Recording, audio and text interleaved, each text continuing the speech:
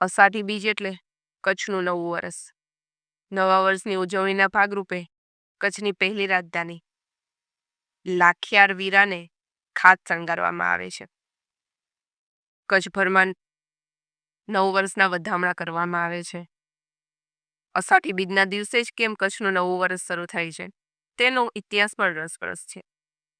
1905માં કચ્છના પ્રથમ મહારાવે તેની સ્થાપના કરી હતી. કચ્છના રાજા જામલાખો ફુલાણી રાજ્યની સીમા નક્કી કરવા અને તેનો છેડો શોધવા નીકળ્યા હતા, પરંતુ તેને સફળતા મળી નહીં. તે સમયે અષાઢ મહિનો શરૂ થયો હતો.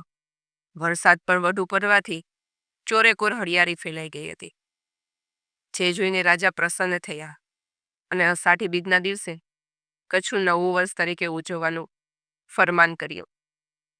ત્યારથી કચ્છમાં આ દિવસને નવા વર્ષ તરીકે ઉજવવામાં આવે છે. આશરે 860 વર્ષથી કચ્છી માંડવો અષાઢી બીજના દિવસે દિનને નવા વર્ષ તરીકે ધામધૂમથી ઉજવતા આવ્યા છે.